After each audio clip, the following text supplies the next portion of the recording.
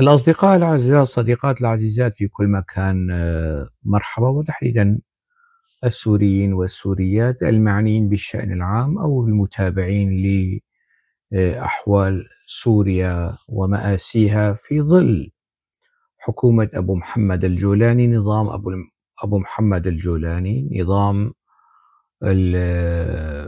الطوبزة للقوى الخارجية والتوحش والاستئساد على الداخل السوري. أعتقد أنه مرور 6 أو 7 أشهر على هذه الحكومة، على هذا النظام، كافية لكي نعرف نوايا وسياسات وأهداف وكنه وهوية وجوهر هذا النظام. في البداية تفاءلنا خيرا وعولنا وشجعنا وهللنا، وأي شخص يعني كان يشير بالنقد لهذه الحكومة أنا شخصيا كنت منزعج. يعني أصدقاء كتاب مصريين مارسوا حقهم في النقد الطبيعي يعني ضد هذه الحكومة، فأنا كنت أنزعج، أتحسس من ذلك. لكن الآن حق القول على أكمله، يعني لكل الحق الكامل المطلق في انتقاد هذه الحكومة. أداء هذه الحكومة كما ذكرت، وهذا ليس يعني خروجا عن التوجه الثقافي أو السياسي أو توخي قاموس المفردات، استخدام المفردات المعقمة، لا يعني هذا ليس خروجا عن هذا القاموس، بل واقع الحال وأداء نظام الجولاني، نظام أبو محمد الجولاني، يعني يعطينا التفويض وبالأدلة على أنه هذه الحكومة يعني سياستها الاستراتيجية وخطها الاستراتيجي العام هو الطوبزة، الطوبزة للخارج، للقوى الإقليمية، للقوى الدولية. ورأيتم يعني الوفد نظام الجولاني طار إلى روسيا، وزير الخارجية أولا ثم وزير الدفاع، لحق به وزير الدفاع ثانيا. لا تستغربوا من هذا النظام الذي طوبز للروس أيضا، وقبل الروس طوبز للتركي وللأمريكي وللإسرائيلي. فمجمل عمليات الطوبز المتكررة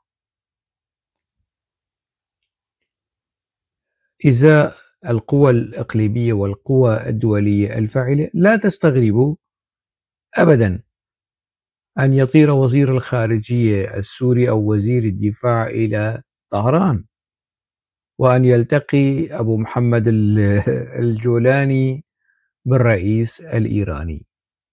لا تستغربوا، هذا أمر يعني لا تستبعدوه في هذا في سياسات الطوبزة التي التي اعتمدها نظام أحمد الشرع في تعامله مع القوى الإقليمية والقوى الخارجية المؤثرة. في الوقت عينه هذا النظام يستأسد وبكل وقاحة يعني في ارتكاب الجرائم، ويشكل لجان تحقيق للتحقيق في جرائم هذا النظام، وتصدر هذه اللجان تقاريرها التافهة والسخيفة والإمعان في الجريمة. ورأيتم يعني تصريحات الشيباني أنه هدفنا ليس إبادة الدروز، يعني مش إبادة الدروز، يعني ارتكاب شوية مجازر هيك بسيطة مش إبادة، ما لن نمارس الإبادة الجينوسايد ضد الدروز. تصريح يصدر من وزير خارجية سوريا، هي ما قال وليد المعلم في أوج طبعا وليد المعلم السني يعني، وفي أوج جبروت نظامه السني الذي كان يرأسه بشار الأسد. ما قال يعني وزير خارجية سوريا أنه لا نسعى إلى إبادة السنة أو إلى إبادة إدلب أو يعني بهالطريقة هي، لكن هذا الكلام صدر من وزير خارجية الجولاني فيما يتعلق بالتعامل مع المكونات. زلت لسان، زلت قدم، زلت خشم، زلت أخلاق، زلت أي من الأصناف صنفوها ما شئتم، لكن من العار على وزارة الخارجية وعلى وزير الخارجية وعلى النظام السوري الحالي أن يصدر من أحد مسؤولي هكذا تصريح. لنبدأ يعني بتفكيك سياسة الطوبزة التي تعتمدها حكومة الجولاني لترسيخ أركان حكمها ونظامها، ويعني خلاص تحويل حكومة الأمر الواقع، فرض الأمر الواقع على السوريين تستوجب مرونة كاملة مطلقة إلى درجة الطوبزة وما بعد الطوبزة مع المحيطين العربي والإقليمي وصولا إلى المجتمع الدولي. لنبدأ من عند الروس.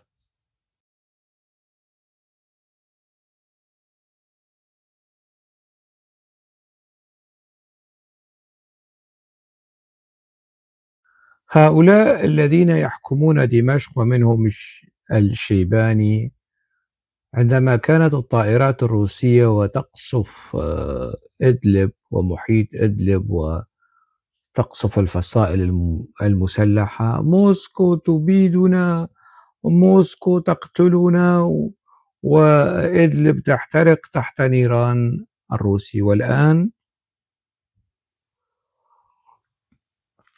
ماذا يجري الآن؟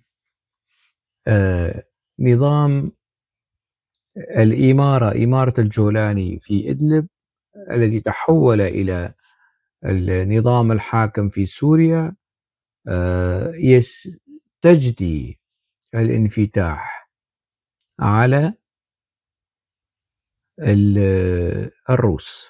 الروس لم يأتوا إلى دمشق، هم طاروا إلى موسكو. طبعا الدربكشية والهشك بكشك في الإعلام الرسمي والإعلام الموازي فسروا الموضوع على أنه نصر، على دائما هيك بيفسروا الموضوع أنه ما في تنازل، ما في كذا، وهو انتصار، ومن الكلام السخيف هذا. لكن الأصل أولا ديون نظام الأسد تحولت لدى الروس، تحولت إلى ديون النظام الحالي، هذا أولا.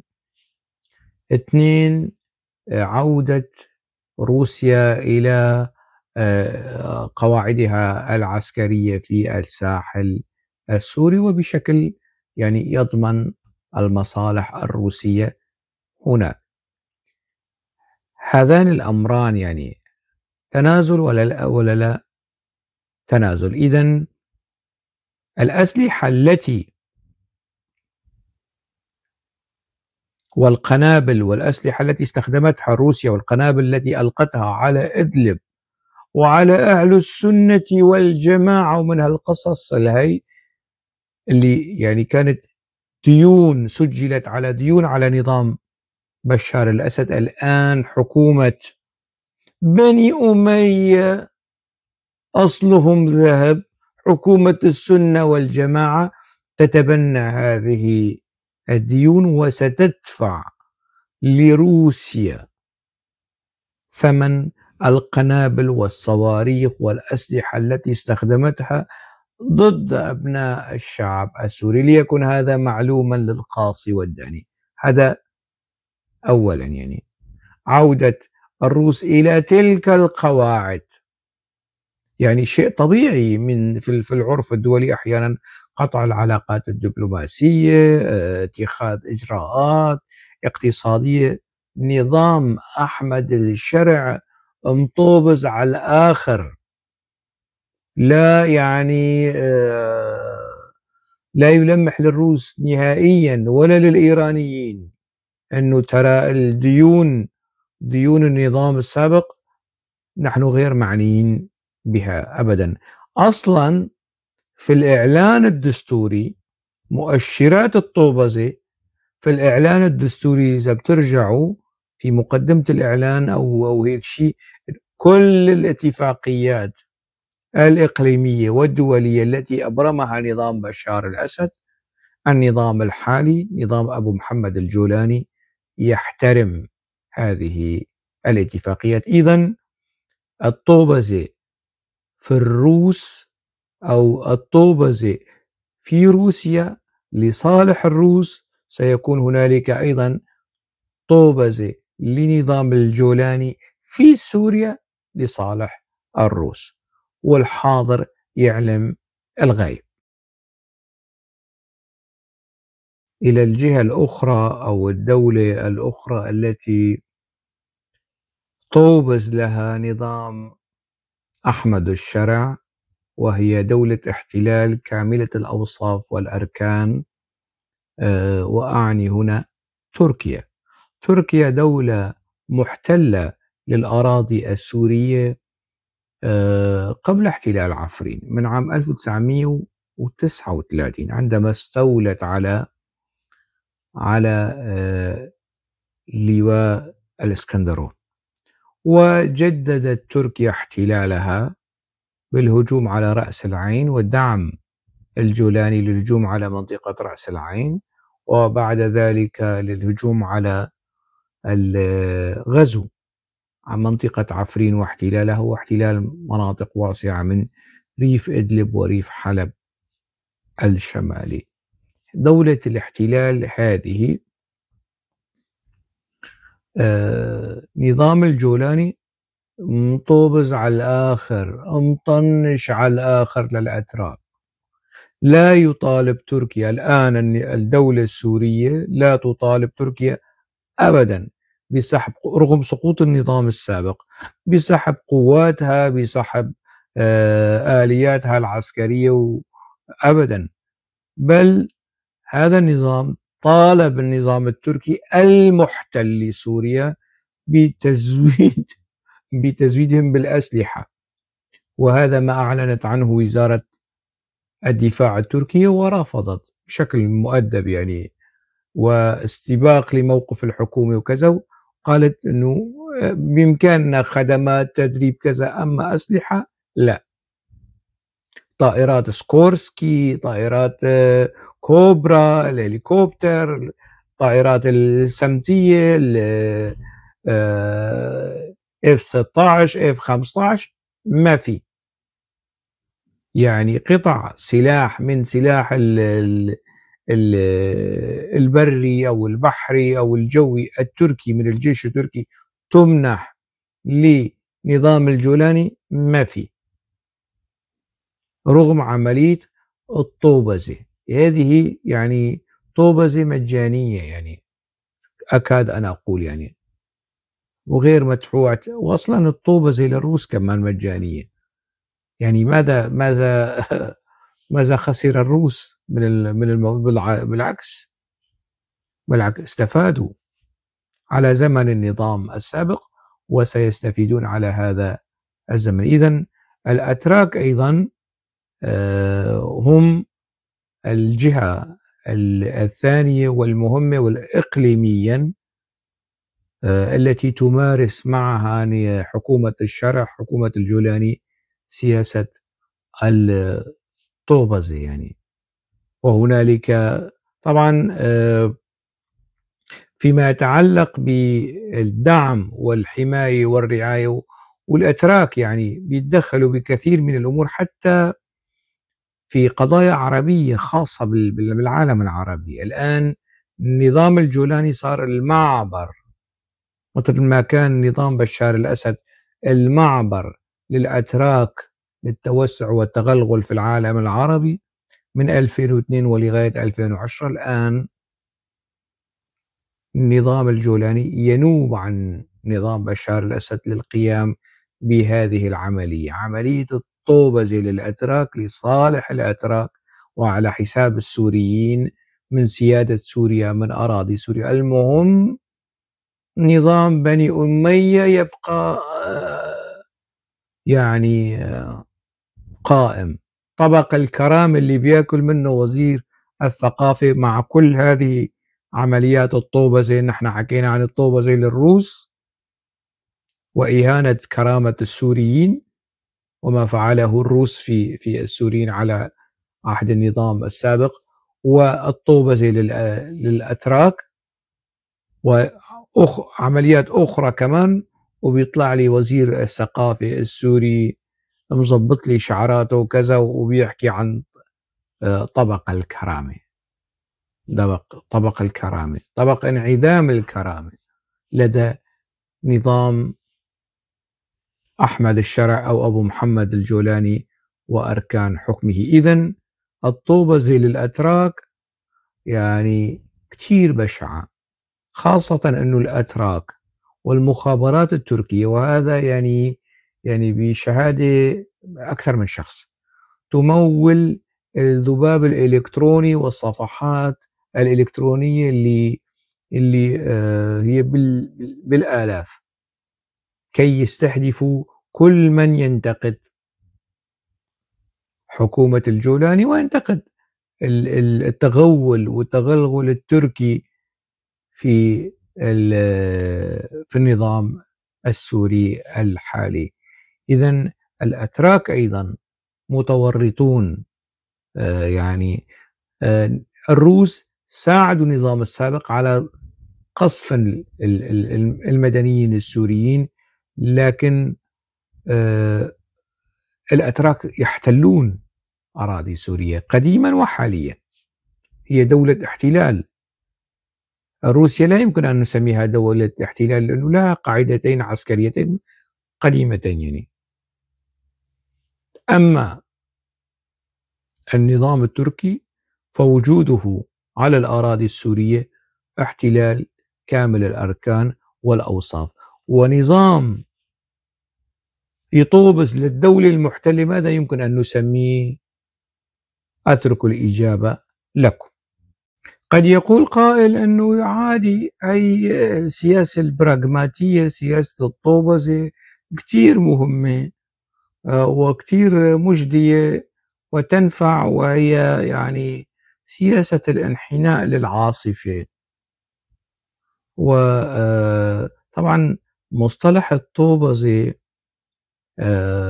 ليس مني يعني، وربما يستخدمه سمير متيني كثيرا، لكن هذا المصطلح أو أول ما ذكره هو الفنان الكوميدي السوري العظيم يعني ياسر العظمي. الجميع استعداد للطوبزة جمعا كليا. توظيف الطوبزة أو سلوك الطوبزة في السياسة، في الاقتصاد، في حتى في الثقافة جائز يعني ومش ضروري، لكن يجوز ذكر السلوك هاي، وعلى مستوى الأشخاص وعلى مستوى الأحزاب وعلى مستوى الأنظمة والدول.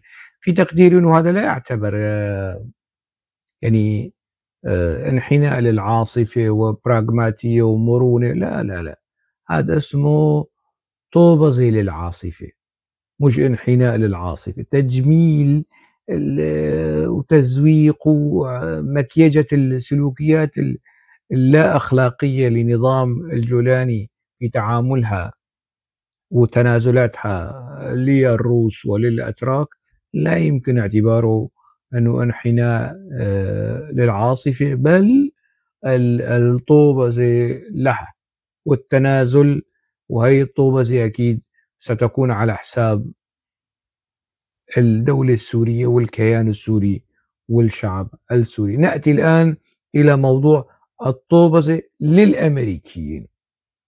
نظام أحمد الشرع، منذ متى بدأت عملية الطوبة للأمريكيين؟ تقديري وتخميني أنه بدأت في عهد الإدارة السابقة، ومع زيارة الصحفي الأمريكي مارتن سميث في أبريل 2023 لإدلب وإجرائه لقاء مصور، وأبو محمد أبو الجوج أبو محمد الجولاني طلع لابس بدلة أنيقة وكذا وبيحكي يعني، وقال أنه في تلك الحوار أنه هم لا يشكلون خطرا على الأمريكيين. كانت بدايات مؤشرات أنه احنا جاهزين للطوبة، نظام الشرع جاهز للطوبة في التعامل مع الأمريكي. الرسالة كانت واضحة يعني من إدلب، من قلب إدلب وقت ذاك، وهو رئيس لإمارة إدلب وهيئة تحرير الشام، والصحفي الأمريكي راح لعنده وأجرى لقاء. كانت في بدايات مخاطبة الرأي العام الأمريكي والسياسيين الأمريكيين والسلطة الأمريكية وقت ذاك والإعلام الأمريكي أنه نظام أبو محمد الجولاني جاهز تماما للطوبة. هذا كان يعني كانت البداية الأولى. ثم أتت زيارة روبرت فورد السفير السابق والممثل المبعوث الأمريكي السابق أو المسؤول عن شؤون سوريا، ملف سوريا. زيارته لإدلب عبر منظمة بريطانية أنه إعادة تأهيل وتدريب أبو محمد الجولاني وتسليمه السلطة، لأنه وصلت المفاوضات إلى طريق مسدود ومن هالكلام هذا. مهم التماس المباشر بعد الصحفي الأمريكي مارتن سميث، روبرت فورد راح لهنيك، مش بس أجرى حوار، لا، قام كان من ضمن المدربين اللي دربوا الجولاني وتأهيله لكي يكون مهيئا جاهزا لاستلام السلطة في دمشق من 23. هل أبو محمد الجولاني جاهز للطوبة للأمريكيين أم لا؟ برأي روبرت فورد وبعد إجراء عمليات الفحص والتأهيل والتدريب جاهز. هذا كمان كان إحدى مؤشرات أنه الأمريكيون والغزاة والصليبيين، وذلك القاموس اللي كان تستخدمه هيئة تحرير الشام ولقاءات أبو محمد الجولاني مع محمد منصور. يا ريت هلا يروح محمد منصور ويواجهه بكلامه السابق لما وجهه إلى محمد منصور وظهره إلى الكاميرا. هكذا يعني أبو محمد الجولاني كان بيهاجم الأنظمة العربية أنه تدفع الجزية للأمريكي، ومعروف ترجعوا بتجروا تساووا بحث عن لقائه مع محمد منصور راح تشوفوا يعني هذا الموضوع يعني. فاللقاء الثاني والتمهيد للطوبة للأمريكيين، الأمريكيين ما بيدخلوا هيك فورا، لا، بعتوا صحفي، بعتوا روبرت فورد، بعدين جاهز للطوبة، جاهز للطوبة، طوبز لكان مثل ما قال ياسر العظمي. مرحلة التهيئة الثانية كانت ب 23. المرحلة الثالثة كانت مع زيارة جوناثان باس، الرجل الأعمال الأمريكي المقرب من إدارة دونالد ترامب، ومقرب أيضًا من الأوساط الإسرائيلية، ولعب يعني جوناثان باس دورين ساعي بريد لنظامين، للنظام الإسرائيلي وللنظام الأمريكي، وحمّل رسائل الجولاني. طبعًا جوناثان باس يعني الأمريكيين ما كانوا محتاجين لجهوده، بس الإسرائيليين كانوا محتاجين لجهود جوناثان باس. ليش؟ لأنه الأمريكيين بعتوا الصحفي وبعتوا روبرت فورد. صحيح هو كان ساعي بريد لدولتين، لنظامين، إسرائيل وأمريكا، لكن التركيز كان لصالح الإسرائيلي.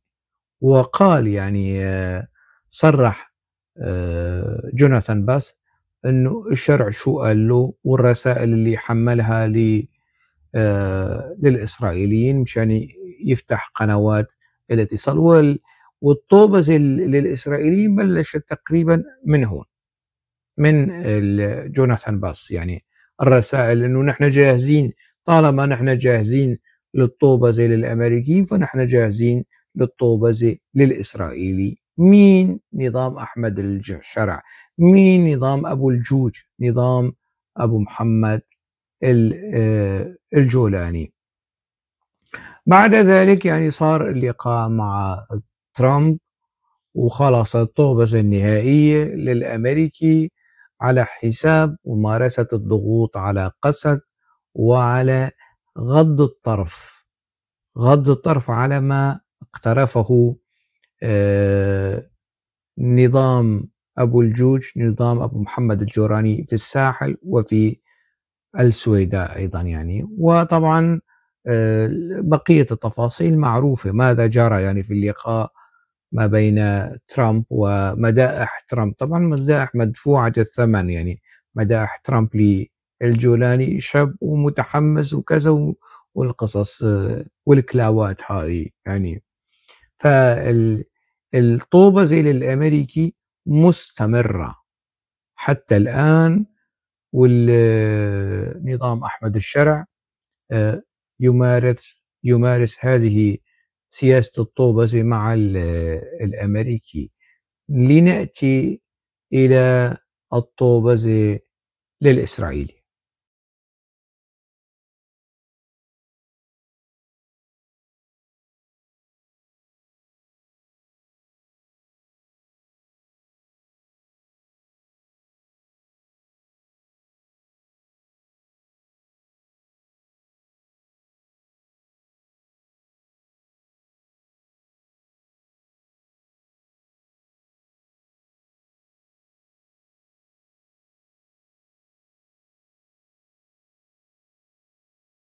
طبعًا إسرائيل دولة محتلة لأراضي سوريا، ووسّعت من منطقة احتلالها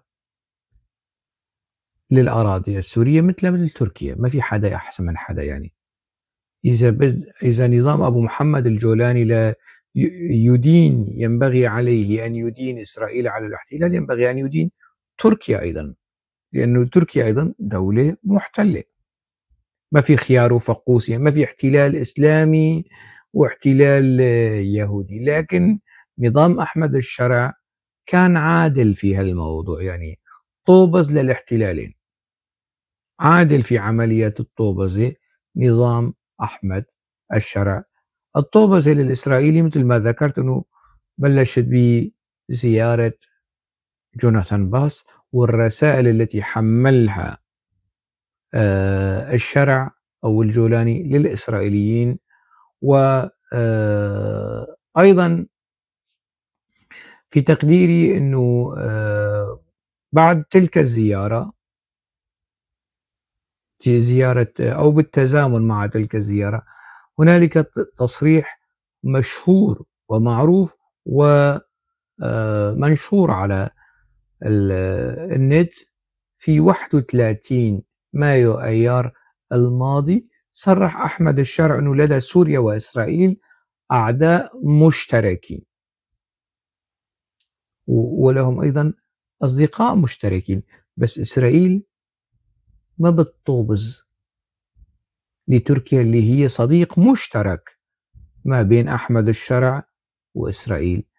إسرائيل ما بتطوبز لأمريكا لأنه هي صديق مشترك بين أحمد الشرع وإسرائيل. لهم أصدقاء، الأصدقاء المشتركون معروفون. أصدقاء المشتركين بين إسرائيل ونظام أحمد الشرع معروفين. الأعداء المشتركين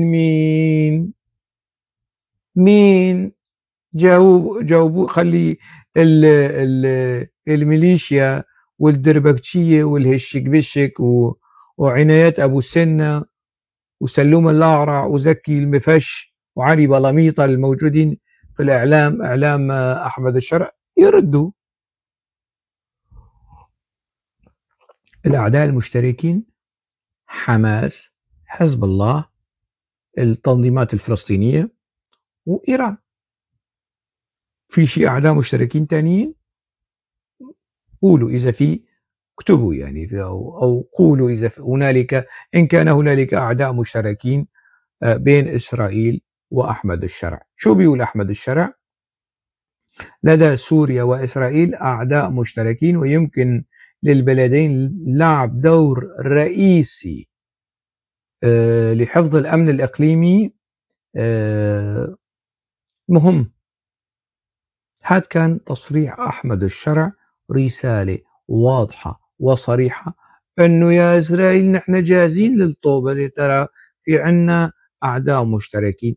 الأصدقاء المشتركين ما رح نحكي عنهم، لكن الأعداء المشتركين موجودين ومعروفين، ونحن مستعدين للتعاون الأمن الإقليمي. الأمن في المنطقة هو مشكلة إسرائيل في المنطقة، مشكلة أمن يعني. أي شيء يهدد أمن إسرائيل ولو كان في إفريقيا أو في الأرجنتين بتروح يعني بتلاقي له دبارة، بتلاقي له حل.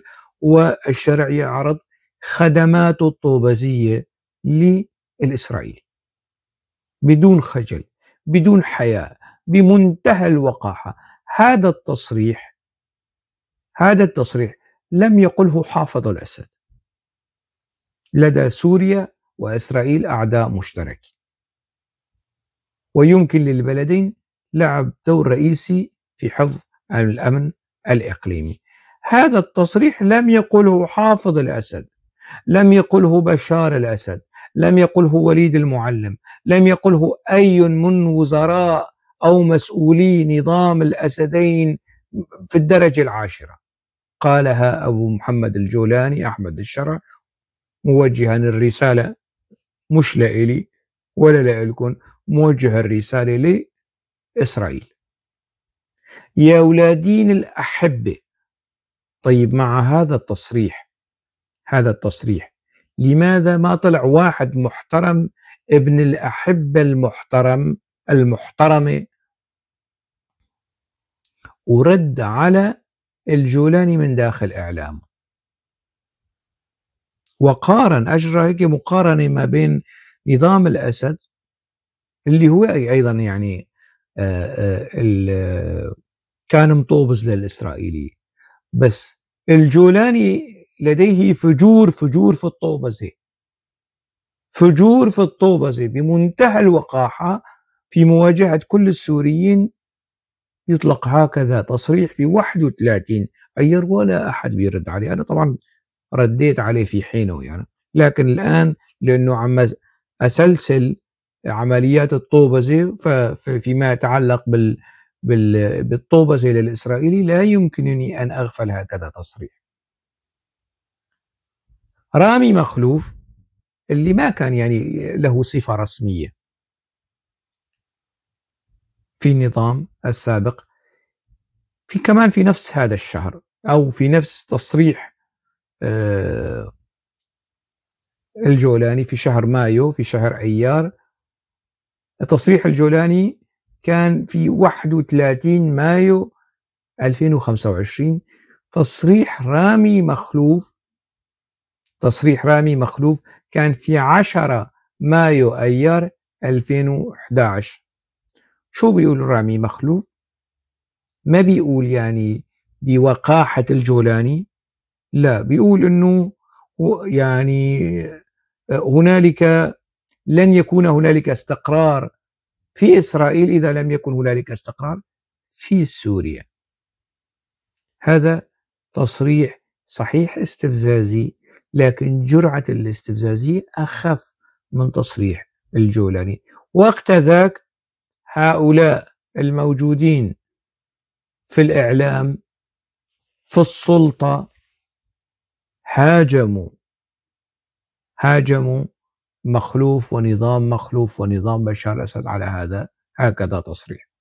هذا سقف التعامل والمناشدة والإبداع حسن النوايا من نظام بشار الأسد تجاه إسرائيل. إذا وضعنا هذين التصريحين أو النظامين في التعامل مع إسرائيل وعملية الطوبزة وعرض الخدمات، كفة من ترجع لجهة السفالة؟ كفة نظام أبو محمد الجولاني. أنا لا أقول أنه نظام بشار الأسد ليس بسافل، نظام سافل، لكن نظام سافل نظام أكثر سفالة، نظام سيء، نظام أكثر سوءا. هذا هو مقصدي من الكلام. المهم الطوبة زي الإسرائيلي مستمرة، وهي خذوها يعني. أبو محمد الجولاني باع الجولان، الجولاني باع الجولان، يا سوريين يا بني أمية. طبعا مش مهم بالنسبة لهم، مش مهم. بيحكوا كتير عن الوطن والوطنية، بس مش مهم انه خلاص الجولان رايح، مش نحن اللي بعناه، حافظ الأسد، بس انت وقعت على التنازل النهائي عن الجولان للإسرائيلي. يا أولادين الأحب المحترمين والمحترمات، طيب مع كل هاي الطوبة زي للإسرائيلي واللي بيقصفكن، يقصف وقصف مبنى هيئة الأركان، وقالكم قبل كم دقيقة أنه فضوا للمبنى بدنا نقصفه يعني، وأنتم التزمتم أنه تفضوا المبنى وجرى القصف، ولا واحد انقتل من قيادات أو عناصر الجولاني، لأنه جرى إخلاء المكان للقصف الإسرائيلي. بعد كل عمليات القصف يجتمعون في باكو مرة ثانية ومرة ثالثة ومتفقين، باع الجولاني، باع الجولاني يا قطيع الماع، قطيع الجولاني باع جزء من البلد لم يجرؤ حافظ الأسد على بيعه، تركه لكنه لم يبيعه. هذا بالمشرمحي، بالوقاحة، أنه خلاص حافظ الأسد وبشار الأسد طوبزوا للنظام السوري في السر، لا، هو رح يطوبز بالعلن. هذا اللي اسمه وقاحة وفجور في الطوبزة اللي بيمارسه نظام أحمد الشرع. طبعا مع كل هذه العمليات الطوبزة للإسرائيلي، بكل تأكيد ينبغي أن يكون هنالك طوبزة للأقربين، للعرب، للدول العربية. الأقربون أولى بالمعروف. دولتان رئيسيتان تتحكمان في الاقتصاد، اقتصاد العالم العالمي، خاصة في منطقة الخليج، السعودية وقطر. نظام الجولاني طوبز للاثنين، وهنالك تمثيل لوزراء محسوبين على قطر، الثقافي أبو الكرامة، طبق الكرامة، ووزير الإعلام بشكل أو بآخر، الدكتور حمزة مصطفى اللي أنا حضرت له ندوة في 2018، وكانت من أجمل الأوراق البحثية في نقد الفصائل الإسلامية، ومن ضمنها جبهة النصرة. وشاءت الأقدار وشاءت الأيام والتعيينات والأوامر أن يكلف بأن يكون وزير إعلام في هذه الحقبة الأكثر وساخة في زمن النظام السوري. مجازر ضد العلويين، مجازر ضد الدروز. وأنا شخصيا يعني ما بشوفه يعني حمزة مصطفى ينبغي له أن يترك هذا المنصب، لأنه عمليات الطوبزة هي كلياتها والتلطخ بالدم السوري الداخلي هي يعني تسجل عليه، بحكم أنه هو جزء من هذه التكوين الذي يفترض بأنه يدير سوريا، يعني على أساس أنه حكومة وطنية ودولة وطنية والقصص هي. هو يرى ما يراه مناسبا وما يليق به، هذا رأيي يعني. فالطوبزة أيضا للمحيط العربي على مبدأ الأقربون أولى بالمعروف، طالما هنالك طوبزة للأمريكي وللإسرائيلي وللتركي خلاص، فالعربي كمان على البيعة، مش مشكل يعني.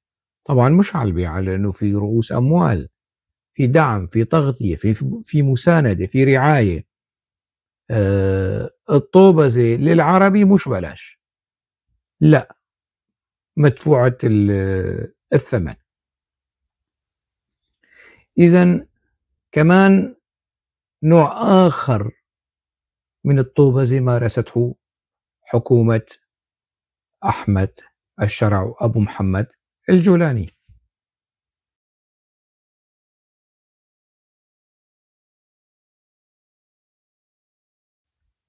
هذا النوع الجديد من الطوبزة هو التعامل أو التنازل للمقاتلين الأجانب، الإيغور، الشيشان،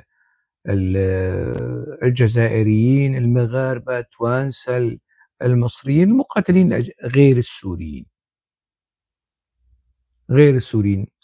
وعملية الطوبزة مريعة، يعني مش بس أحمد زيدان اللي منحه منصب استشاري، الكاتب السوري اللي متخصص في الشؤون الأفغانية والباكستانية، وله كتاب صيف أفغانستان الطويل من الجهاد إلى الإمارة. هل عنوان ينطبق على الجولاني كمان. ف أبو محمد الجولاني كلف هذا أنه يكون مستشارا له. لو قيض الأمر لأبو محمد الجولاني وكان متحكما بالقضاء والقدر، أو يحيي العظام وهي رميم، معاذ الله يعني، حاشا لله يعني أنه أن يفعل أو يمتلك القدرة على ذلك. لو كان بإمكان أبو محمد الجولاني فعل ذلك، لا بعث بن لادن والظواهري والزرقاوي والبغدادي ومين كمان يعني من قبورهم، ومنحهم مناصب في الحكومة السورية. إذن هنالك نوع من التحاشي، من الطوبزة الداخلية، لكي يجنب أحمد الشرع نفسه من مخاطر القاعدة وردود أفعال القاعدة خاصة. ربما يدخل في اشتباكات مع داعش، لكن في القاعدة شوي هيك إنه في بيناتهم خبز ملح، فيحاول تجنب ردود أفعالهم، وبالتالي شوية طوبة زي كمان لهي العناصر.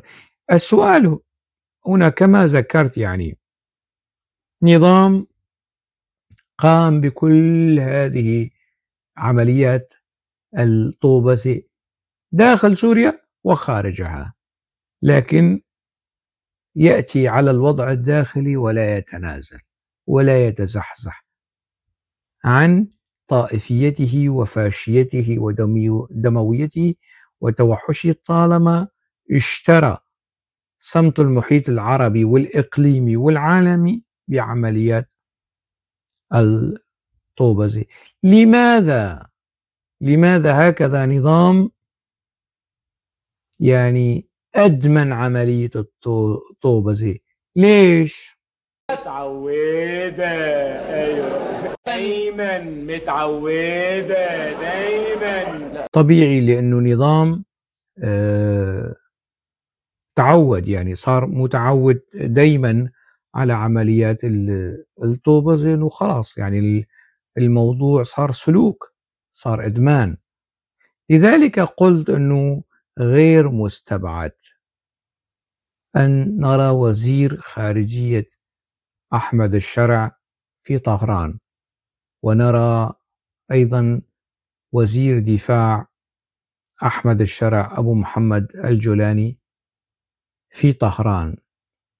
وهذا صار من طبائع الأمور. توقعوا، جهزوا حالكم لهيك قضايا.